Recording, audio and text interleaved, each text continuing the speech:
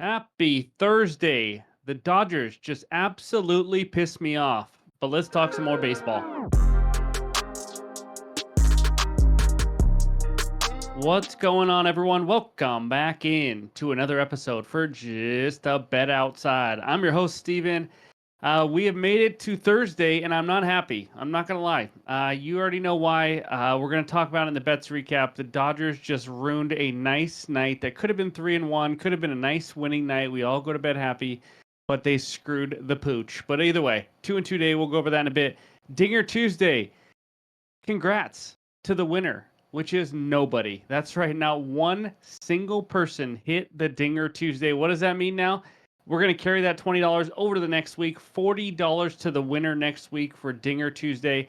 I was shocked. If I missed something, please let me know, but I did not see anybody hit a dinger. So anyways, that's what we got. But before we get into all this, just a quick reminder, go sign up with Outlier if you haven't already. The link is below. Go get that free trial. It gives you in-depth analysis, NFL, MLB, NBA, and WNBA. It is so helpful. I cannot say it enough. Any graphics that come up in this video during our bets are from that app Outlier, which also, if I could talk, is with an iOS app. So if you have an iPhone, they have a great app to use as well. So we have a small 7-game slate, a lot different, but we can hopefully still get some winners. So let's get right into it. And it starts with the baseball fun fact. So here we go. Herman Long holds the all-time record for most errors in Major League history with 1,096. That is a ton, by the way. He has nearly 3 times as many errors as any other shortstop in history, and he's also tied for the most errors in one season with another guy named Billy Schindel. You remember him too. I mean, they just couldn't field. I remember watching them. It was crazy. It was in 1889 and 1890. That was 122 errors, by the way, when they led the league in for one season in errors. So just wanted to point that out. Now, in this video, we're going to recap yesterday. 2-2 days, should have been more, but good and bad hitter matchups. And then we didn't do it yesterday, so we have the Who's on Fire. Hitters on fire in the last 7 days. We do it every single week. And then we'll talk about the good pitcher strikeout matchups, the entire pitcher report for the small 7-game slate. And then I'll give you my best bets, those hitter parlay ideas, and then the bets recap to wrap it up. Hit that like button, leave a comment below like you guys do every single flipping day. And oh, by the way, we hit 27,000 subscribers, and that is definitely because you guys are the engine that makes this run. We appreciate every single like, every single comment, and now we're on our way to 28,000. So if you're new, hit that button as we got NFL right around the corner as well. And just a heads up, I will be on the Kerm Show on Friday talking my Seattle Seahawks on their live show. So that'll be a lot of fun. But let's get into it, and it starts with the recap. All right, there it is, the 2-2 day. The freaking Dodgers score 3 in the first inning and end with 4. They just got bored and they stopped scoring. They had guys on third base. They could not get the runners in. Can you tell I'm upset? Either way, that was our only 1-unit play, and that's why I'm really mad about it. But over 8.5 runs, Oakland, New York Mets. You know what? The beauty of taking it over in a full game like this, when you see both teams could score, is that you really just need either both to score or one team to take off, and that's what the Mets did. They scored 8 or 9 runs, got the job done because the A's struggled today, that's for sure. Martin Perez over 4.5 Ks. If you saw that, that was the early game today. And my goodness, the first 5 outs, K, K, K, K, K. That's right, you gotta love it. 5 Ks to start out the game. He's looking a lot better on his new team. So that was a nice, easy winner. And then Alex Bregman, 2+ total bases in 10 straight road games. And he doesn't even get a flippin' hit. Of course, I just joined on too late, I guess. But 2-2 day, so. There's the overall record. I'm ready to get back into it. And it starts with the good and bad hitter matchups. All right, we got 13 good hitter matchups for you, starting with Cedric Mullins, 9 for 27 off Nick Pivetta. We got a few Baltimore Orioles up here. Over there on the right, Anthony Santander, 4 for 12. And actually, that's it. So when I say a few, I just mean one more.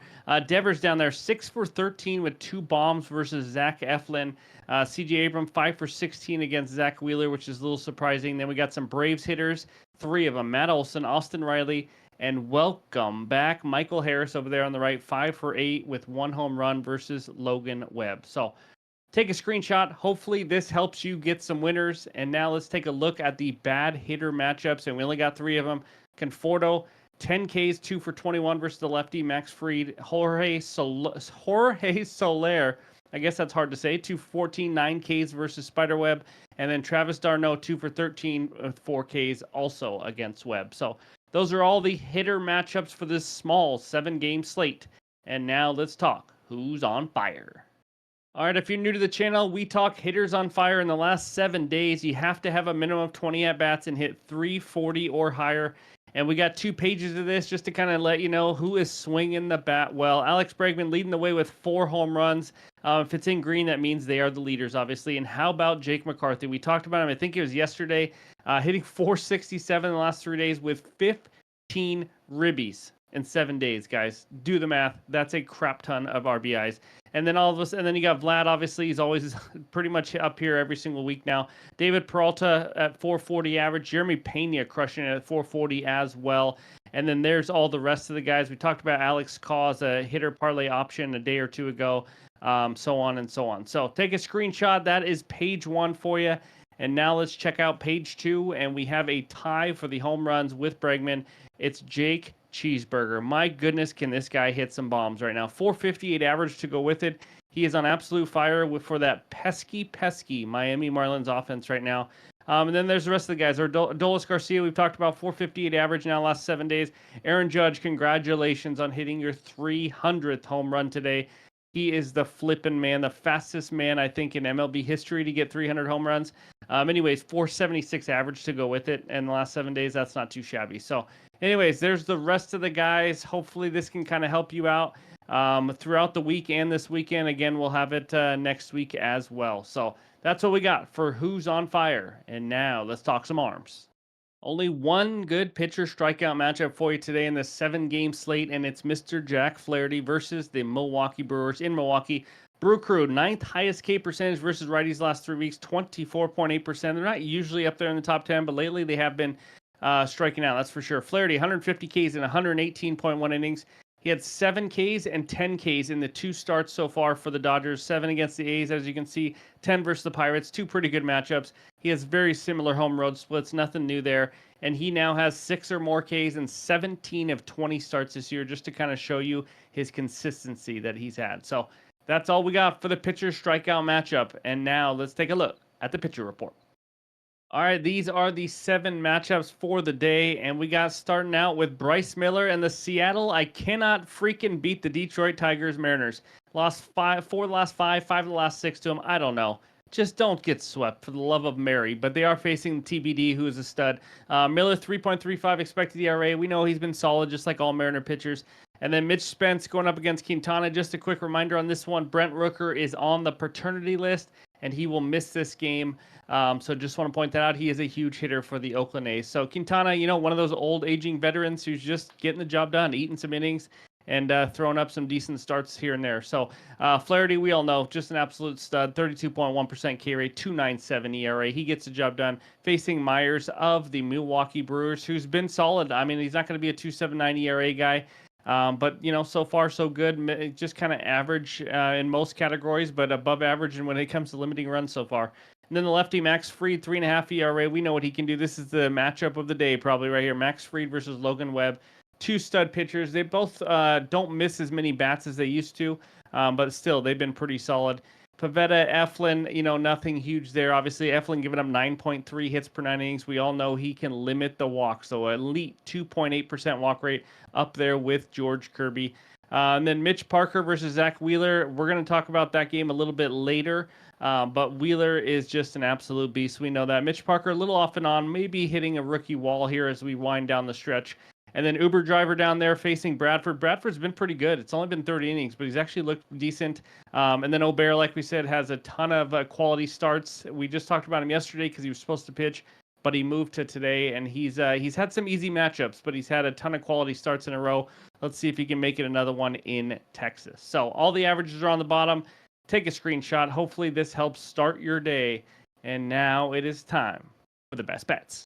All right, this bet takes us out to Philadelphia, where the Phillies host the Washington Nationals. Phillies on the money line minus 285, Nats on the money line plus 230 with a total of 8.5 runs. My best bet in this game, it's a 1-unit play. Give me Zach Wheeler over 18.5 outs recorded at plus 120 on Bet365. That's right, I absolutely love the value in this spot. Now, as you can see by this graphic on Outlier, we just popped up, he has gone over this in 7 of his last 10 home games. That's how much of an absolute stud he is. And one of those games, as you see right there, includes the same Nationals team where he went 7.1 innings, giving up only 3 hits. So this Nats offense is a dream matchup for over-outs props. So let's talk about why.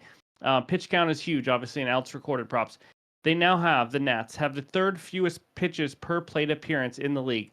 That's hard to say. Yes, 3.676. That means they're not taking long at bats. They don't have a ton of at bats that are 4, 5, 6, 7 pitches to really drain a pitch count. And one of the reasons they have the 8th highest chase rate. That's right. They're not just swinging at pitches in the zone.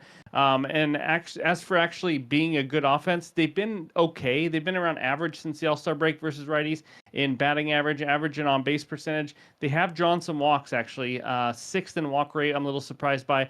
But it doesn't really worry me because Wheeler's not a guy who's going to walk, 3, 4, 5 guys or anything like that. So they're also first in ground ball percentage. That can help. One pitch, ground ball, and you're out. But another way it can help is a ground ball double play. You got to love to see those. That is just a better, absolute dream scenario. When there's a guy in first and a guy hits a first pitch ground ball double play for 2 outs. Got to love it.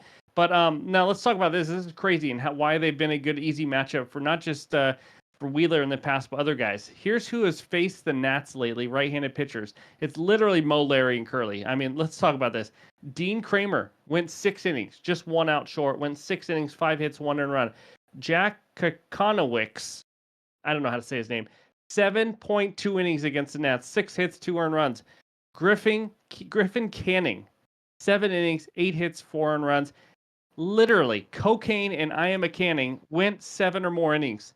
I just need 1 out in the 7th from a pitcher who I think is a little better, right? Zach Wheeler, just a tad. Wheeler's known for being an innings monster. He just went over this line against the Mariners, who actually averaged the top 3 most pitches per plate appearance. Wheeler's a stud. I think he's going to mow him down again. Give me Wheeler over 18.5 outs recorded as my first best bet. All right, this second one takes us out to Milwaukee, Wisconsin, where the Brewers host the Los Angeles Dodgers. Dodgers on the money line, minus 155. Brew Crew on the money line, plus 130, with a total of 8 runs. I was not planning on this today, but I got another pitcher outs prop. Give me Tobias Myers under 17.5 outs at minus 130 on Bet365. I am surprised to see this line is playable. If this line gets out of hand by the time you see it and need a juice reducer, I like Mitchell Parker, no win, or Tobias Myers, no win, if you can do a same-game parlay on the same guy. But anyways, as for this bet, Myers has pitched pretty well this year. You saw his expected ERA. He's due for some negative regression. I think he's going to come back down to earth on this start.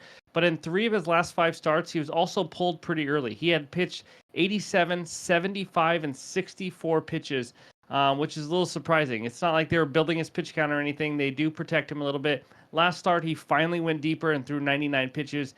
But, we'll see. Against the Dodgers, they may not want him to even see them a third time through the order. But he is 4-4 to this line in the last 8 starts. So for you, last 5, last 10, whatever guys out there, not much to take from that. So he's facing a Dodgers offense. Now, I'm going to take my hatred for what they just did to me yesterday, and I'm going to try to have a clear brain here. But in regards to pitch count and everything else, they have taken the 3rd most pitches per plate appearance, which is the opposite of the Nats, like we talked about earlier, who have seen the 3rd fewest pitches.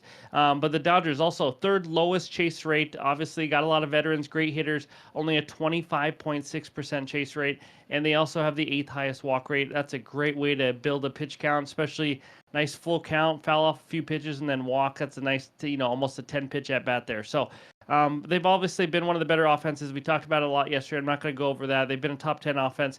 But also why I love the bet, the gang is all back. Now, I thought the gang was all back yesterday, and then Will Smith getting jiggy with it, decided to sit on the bench. So assuming Will Smith actually plays this game, we're talking the first 5 hitters are going to just be brutal, guys. Shohei Ohtani just went 0 for yesterday. I expect him to actually perform better here. But with him and Mookie and Freddie Freeman and Will Smith, Teoscar, Gavin Lux, all these guys, it's going to be tough. I don't care if the Dodgers really hit with runners in scoring position. I would still prefer it, but I don't care how many runs they score here. I just think they're going to work counts, get to him a little bit, get some hits, draw some walks, and get him out of the game early. So I expect this line to move to 16.5, to be honest with you. So give me Tobias Myers under 17.5 outs recorded as my second best bet. And now let's talk those hitter parlay ideas. All right, I got three of them for you on this small 7-game slate. And the first one, like I said earlier, welcome back to the majors. Michael Harris of the Atlanta Braves. I had a future on him to lead the league in hits, and then he got hurt for pretty much the entire season. But he just got back yesterday on Wednesday, and he came with a bang. That's right. He hit a grand slam. He just absolutely crushed a ball into the McCovey Cove. He is ready to go. This is a guy that I think is just one of the better hitters in the majors, especially when things are going right. He was 5 for 8 off Logan Webb. I'm going to hop on this Harris train. Second one, Rafael Devers. You guys know all about him. 6 for 13 versus Zach Eflin, hitting 324 off righties, 310 at home. We all know this guy's a stud. The third one, decided to finally start hitting the ball. Bryce Harper, hitting 400 in the last 7 days. He is heating up. It's about dang time, right? 303 off lefties this season and 291 at home. Yes, don't be scared by the lefty-lefty matchup because he's better against lefties. And also, Mitchell Parker, the lefty he is facing, actually struggles versus lefties more, giving up a 277 average to them compared to only 232 versus righties. So those are the three-hitter parlay ideas. My two best bets. Let's get that 2-0 mini sweep. Any added plays, of course, though, will be in the pinned comments on X and on Discord. Discord link is in the description below, and it is completely free. And then, of course, that's all the research help. So let's get some winners. But before we wrap it up, let's check out the recap. All right, there it is. We're going with two pitcher props here today. Zach Wheeler over 18.5 outs recorded at plus 120. And then Tobias Myers of the Brewers under 17.5 outs recorded at minus 130. Any added plays in the pinned comments below. So thank you guys for watching. As always, this has been one heck of a journey as we are approaching our 2-year anniversary on the channel. Just absolutely wild for me and Ryan.